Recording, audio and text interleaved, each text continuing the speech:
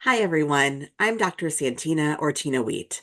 I am an academic family physician and a career and life coach who is dedicated to helping healthcare workers rediscover their purpose, increase their balance, and find their joy. Now, today I want to talk about something that we have all experienced at one point or another, and that is overwhelm. As healthcare professionals, it is a feeling that creeps in sometimes when we least expect it. And if we don't catch it early, it can lead straight to burnout. And so that is why I think it is so important. I am not sure it is possible to fully avoid overwhelm. There are those times in life when it just shows up. Right now, I'm in my own busy time and it's easy to feel overwhelmed. I just returned from a conference. My girls are getting settled into their busy routine and trying to schedule times with their friends. And as someone in residency education, I am in the beginning of recruitment season. It has officially kicked off. Now, at a time like right now, when there is so much already going on, when something unexpected shows up, it is easy to feel overwhelmed. So today, I am combining two powerful topics. First, how to identify when you're overwhelmed, and second, how to handle it when it happens. Stick around if you're ready to find more clarity and take back control of your balance and joy by tackling overwhelm. So let's get started with how to identify overwhelm. Sometimes we don't even realize that we are overwhelmed until it's too late. But there are some early signs to watch out for. So we're going to talk about 5 key indicators that can help you recognize overwhelm before it completely derails your day. The first is to watch for physical signs. Overwhelm often shows up in our bodies before our minds catch on. Think headaches, muscle tension, fatigue, or trouble sleeping. If you're like me, maybe you have shown up to get a massage and they have yelled at you because you have too many knots in your back. That's a sign of the overwhelm. That's all of the stress sitting there in your muscles. These are red flags that your stress levels are rising. Our second thing to pay attention to is monitoring your emotional responses.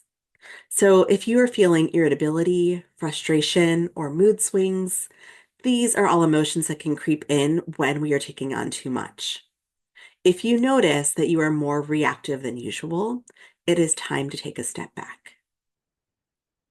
Third, you might notice a change in your productivity. You might notice that it declines.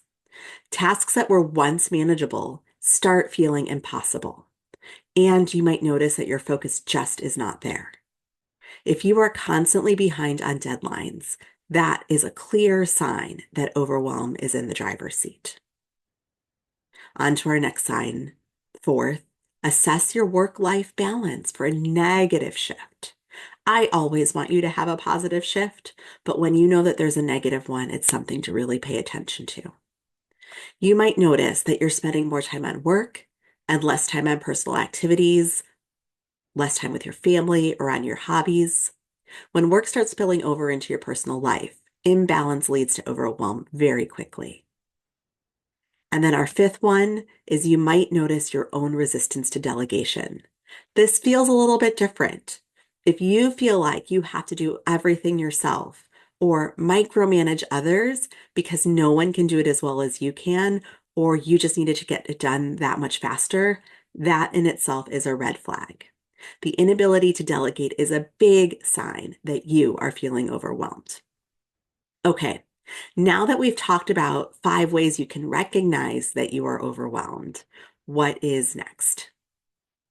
Now we're going to talk about how to handle our overwhelm with true intention. And so I'm going to share 5 strategies that can help you regain control and bring back your balance. Now, the first strategy is to just pause and reflect. When overwhelm hits, your instinct might be to keep pushing. But when you keep pushing, that is going to lead you to burnout. Instead, I want you to pause and breathe. And you can then ask yourself, what is really causing my stress? You can also say, am I overcommitting? Taking a moment to reflect will shift you out of survival mode and into a place of clarity. Now, I know that that in itself maybe sounds easy, but the truth is it's easier said than done. And so sometimes it'll be really difficult to walk through those questions with yourself. And so I'm going to encourage you, if you can't get through those questions, just pause and breathe. Just do 30 seconds of triangle breathing or square breathing or whatever it is that works for you to bring yourself back into your own center. If you do that, that's good enough. Just start there. But if you can bring yourself back and have a little bit more space, then ask yourself those questions. Okay, now after we've taken our pause, we move on to our second strategy, which is to reevaluate and triage. Now, it's important to remember that not everything needs to be done right now, and not everything needs to be perfectly. I want you to think of your tasks like triage. We're familiar with that in healthcare. You can triage by asking yourself, what is urgent and what can wait? And then, even more importantly, what can be eliminated and what can be delegated? Intentionally stopping and especially asking that question of delegation is really important, especially if you're feeling those signs that I told you about before, where you just want to micromanage. The reason that we do this and that we can think about triaging is that when we just focus on the essentials, it helps lighten the load. Okay, our third strategy is to focus on progress, not perfection. Perfectionism just keeps us stuck, even though this is a trait that many of us in healthcare have. But I want you to ask yourself, what do I need to get done today to move forward? Progress, even if it is small, is better than holding out for the perfect moment. If you hold out for that perfect moment, things are just going to pile up. And then fourth, delegate when possible. Let go of the idea that you have to do it all. Delegation isn't about just freeing up your time.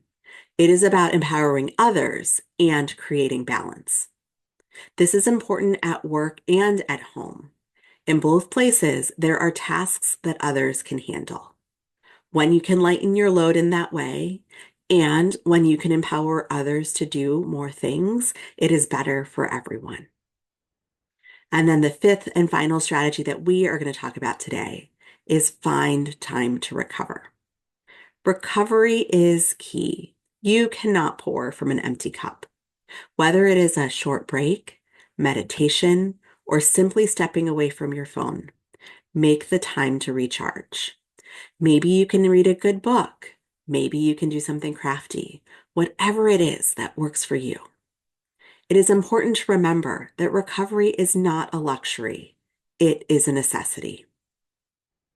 These are just some of the ways that you can respond to overwhelm. There are plenty more, but I hope that I've given you some ideas of how you can move forward. So that has been how you can both identify and handle overwhelm with intention. Now remember, overwhelm will happen, but it does not have to lead to burnout. By taking a pause, reevaluating your priorities, focusing on progress, delegating, and making time to recover, you can regain your balance and rediscover your joy.